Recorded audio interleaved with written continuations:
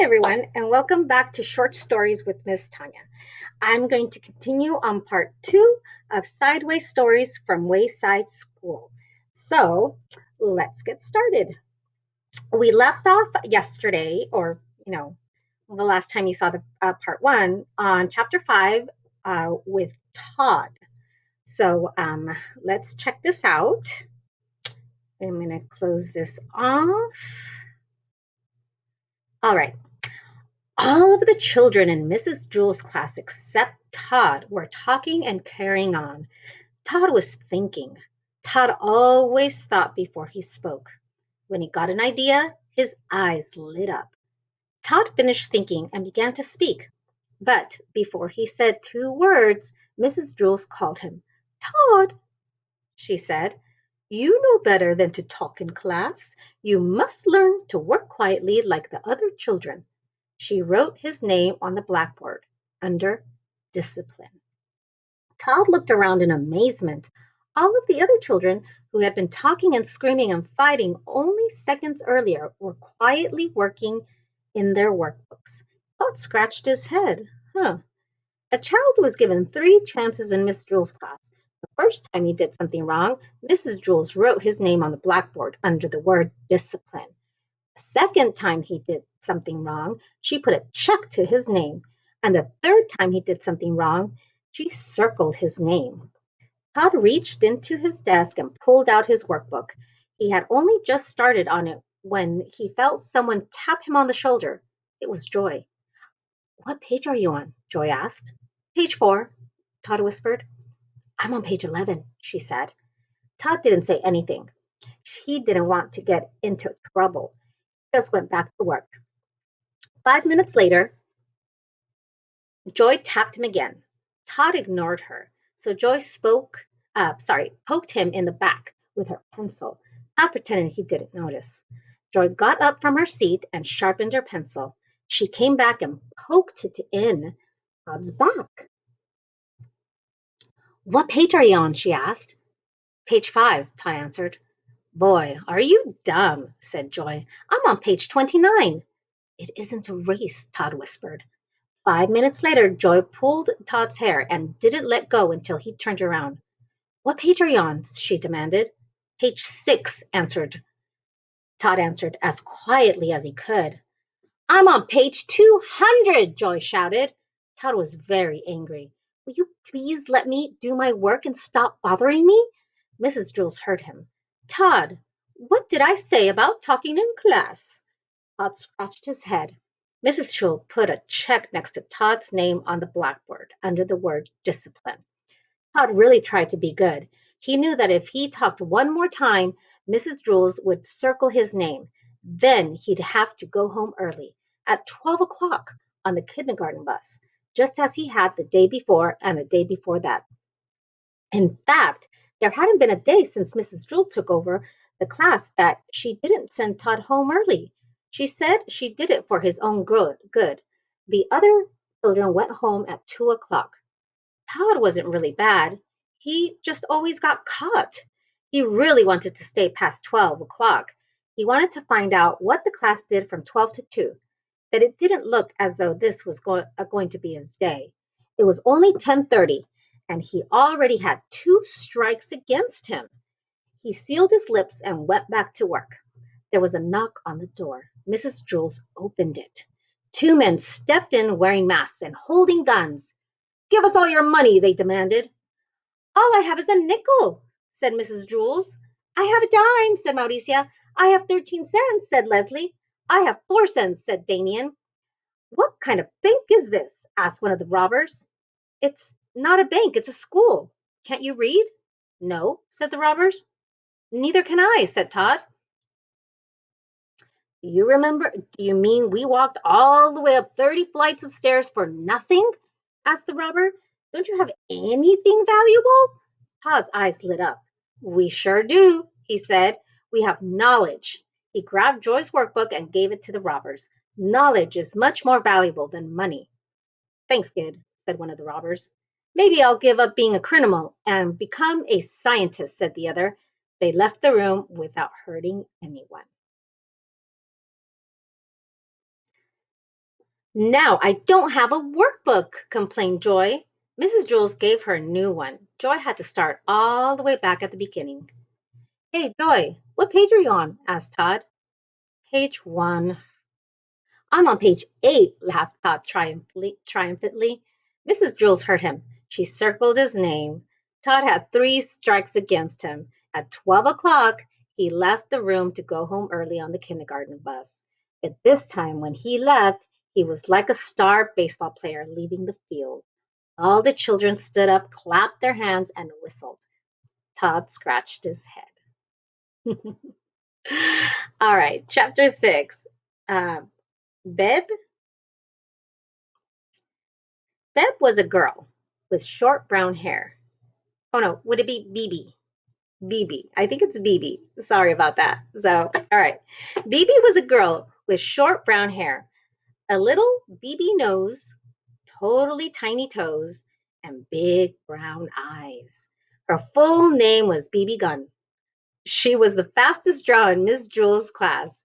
She could draw a cat in less than 45 seconds, a dog in less than 30, and a flower in less than 8 seconds. But of course, Bibi never drew just one dog, or one cat,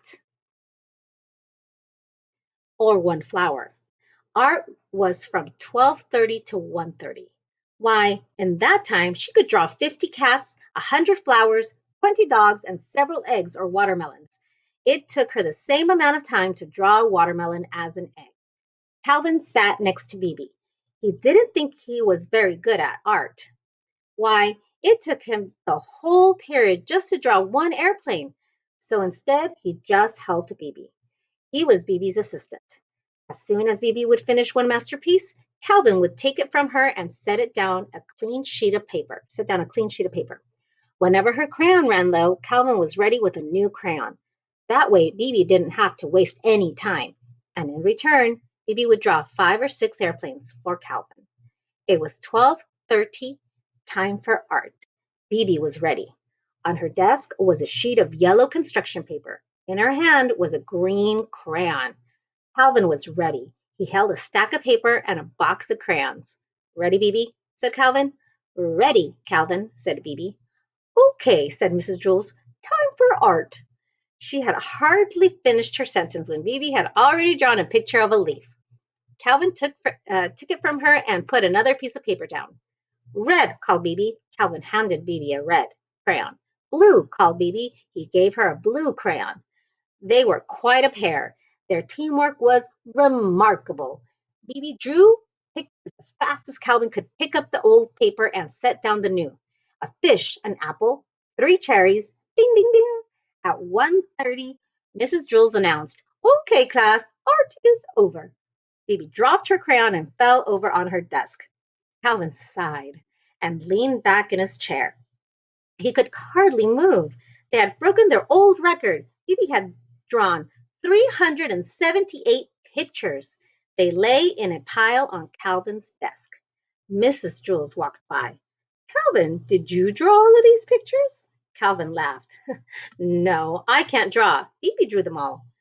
Well, then, what did you draw? Asked Mrs. Jules. I didn't draw anything, said Calvin. Why not? Don't you like art? Asked Mrs. Jules. Oh, I love art, said Calvin. That's why I didn't draw anything. Mrs. Jules did not understand. It would have taken me the whole period just to draw one picture, said Calvin, and Bibi would only have been able to draw 100 pictures. But with the two of us working together, she was able to draw 378 pictures.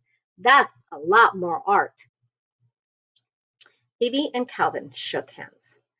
No, said Mrs. Jules, that isn't how you measure art. It isn't how many pictures you have, but how good the pictures are. Why, a person could spend his whole life just drawing one picture of a cat. In that time, I'm sure Bibi could draw 1,000,000 cats. 2 million, said Bibi. Mrs. Jules continued, but if that one picture is better than each of Bibi's 2 million, then that person has produced more art than Bibi. Phoebe looked as if she was going to cry. She picked up all of the pictures from Calvin's desk and threw them in the garbage. Then she ran from the room. I thought her pictures were good, said Calvin. He reached into the garbage pail and took out a crumbled up picture of an airplane. Phoebe walked outside into the playground. Louis, the yard teacher, spotted her. Where are you going? He asked. I'm going home to draw a picture of a cat, said Phoebe. Will you bring it to school and show it to me tomorrow? Louis asked.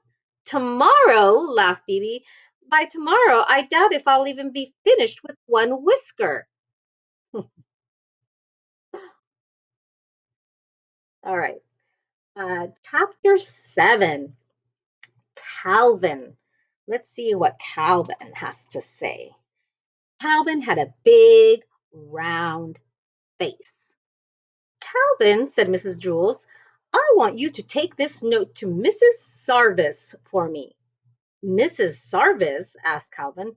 Yes, Mrs. Sarvis, said Mrs. Jules. You know where she is, don't you? Yes, said Calvin. She's on the 19th floor. Story. That's right, Calvin, said Mrs. Jules. Take it to her. Calvin didn't move. Well, what are you waiting for? Asked Mrs. Jules. She's on the 19th story, said Calvin. Yes, we have already established that, in fact, Mrs. Jules said. The 19th story, Calvin repeated.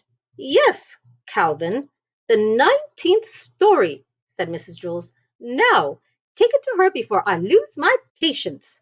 But, Mrs. Jules, said Calvin.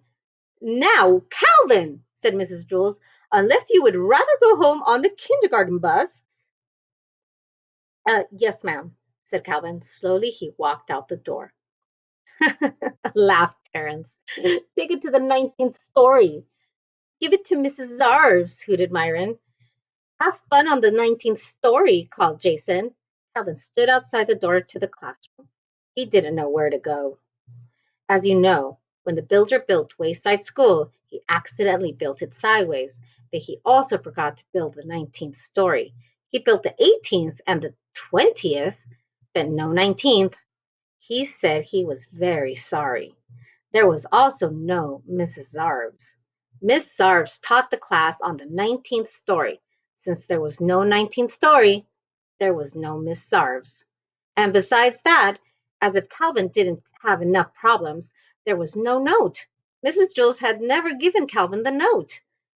Boy, this is just great, thought Calvin. Just great.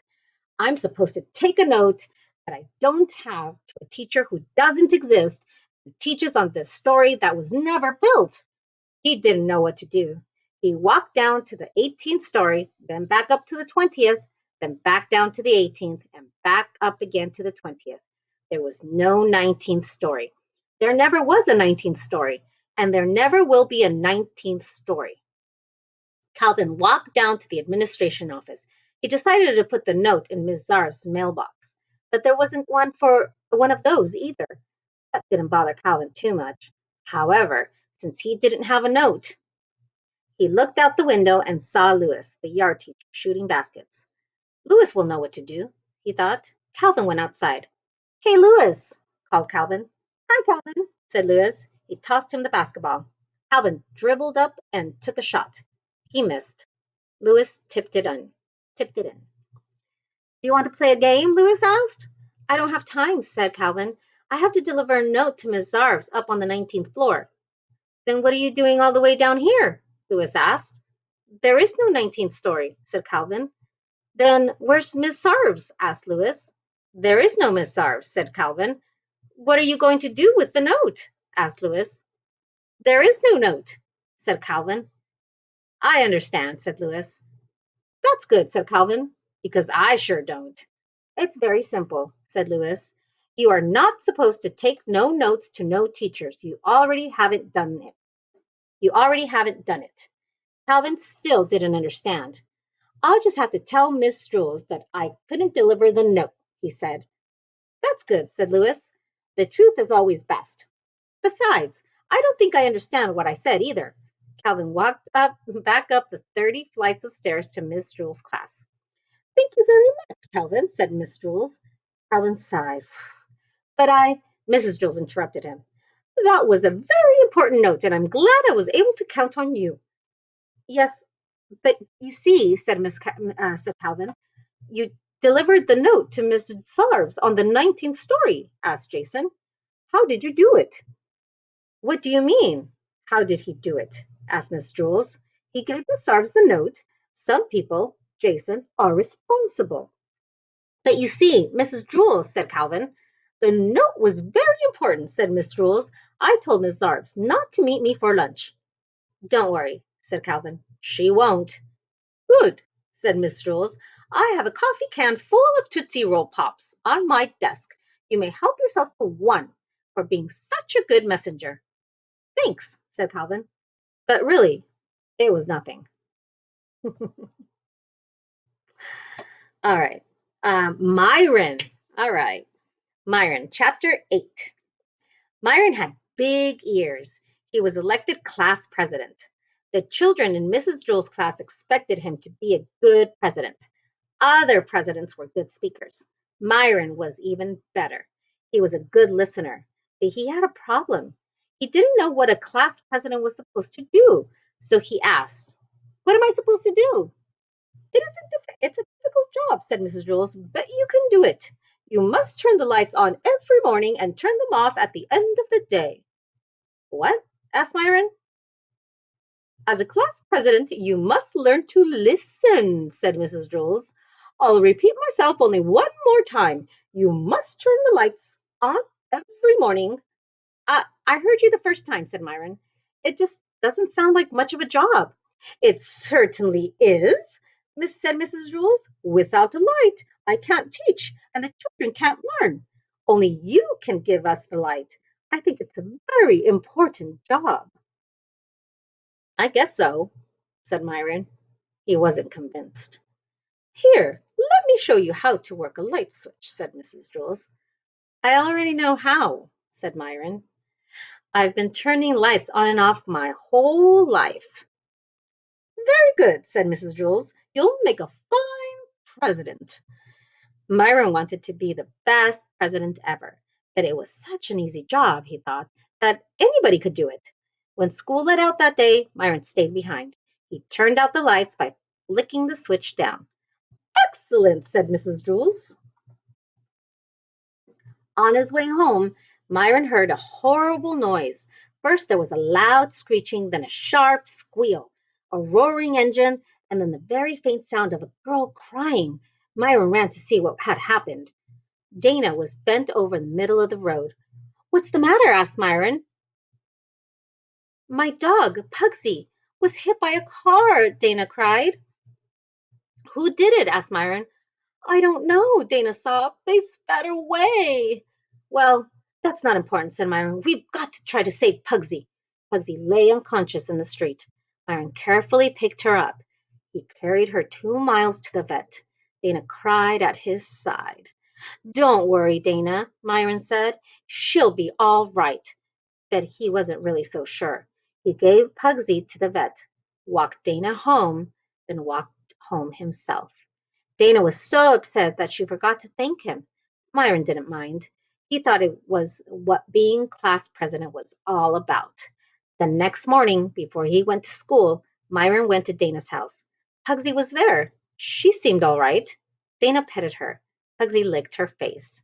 See, Myron, she's all right, said Dana. The vet said that you brought her just in time. Hi, Pugsy, said Myron. He petted her. Pugsy bit his hand. Oh, I guess she doesn't know you, said Dana. She was unconscious yesterday when you saved her life. Dana's mother put some medicine and a band-aid on Myron's hand. Then she drove the children to school. They were late. They ran up the stairs to Mrs. Jules' class. The room was completely dark. Oh, it's about time you got here, Myron, said Mrs. Jules. We have no lights. Why didn't somebody else just turn them on? Asked Myron. Because you're the class president, said Mrs. Jules. Show Stephen how to work the lights. From now on, he will be class president. Myron showed Stephen how to turn on the lights. He flicked the switch up.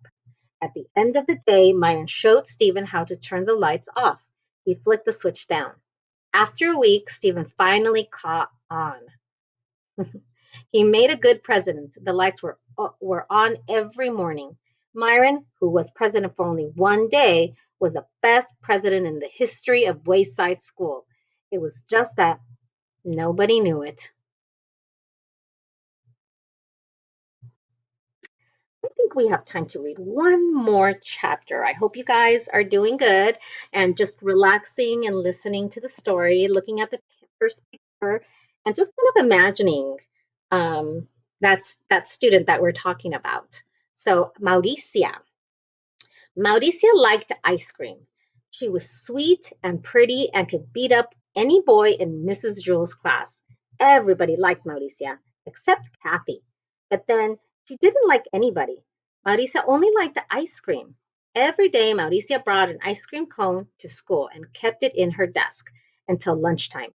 At first, she brought chocolate ice cream every day, but she soon tired of chocolate ice cream.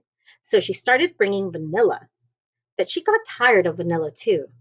Then she got tired of strawberry, fudge ripple, butter pecan, pistachio, and burgundy cherry in that order. And then a terrible thing happened. Marisa got tired of ice cream. By that time her desk was a mess and everything in it was sticky. Everybody liked Mauricia, but Mauricia didn't like anything. Mrs. Jules hated to see Mauricia unhappy. I don't understand, Mrs. Jules, cried Mauricia. There just aren't any good flavors anymore. So Mrs. Jules worked all night. The next day, she brought in a new flavor of ice cream for Mauricia. It was Mauricia flavored ice cream. Everybody will like it, thought Mrs. Jules, because everybody likes Mauricia. Here you are, Mauricia, said Mrs. Jules. Mauricia flavored ice cream. Everybody gathered around as Mauricia tasted it. They hoped she liked it. She liked it. Mauricia took a lick. Well, said Mrs. Jules. Mauricia took another lick. Well, asked the class. This ice cream has no taste, said Mauricia. It doesn't taste bad, but it doesn't taste good. It doesn't taste like anything at all. Mrs. Jules was heartbroken. Oh, she tried. Here, let me try it, said Todd. He tasted it. You're crazy, Mauricia, he said. This is the best tasting ice cream I've ever eaten. Try some, Dee Dee. It is delicious, said Dee Dee. It's so sweet and creamy. She passed it around the room. Oh, it is so good, said Leslie. I think it tastes terrible, said Kathy. I don't understand it, said Mauricia. I don't taste a thing. Mrs. Jules slapped herself in the face. Ugh. Oh, I've made a big mistake, Mauricia.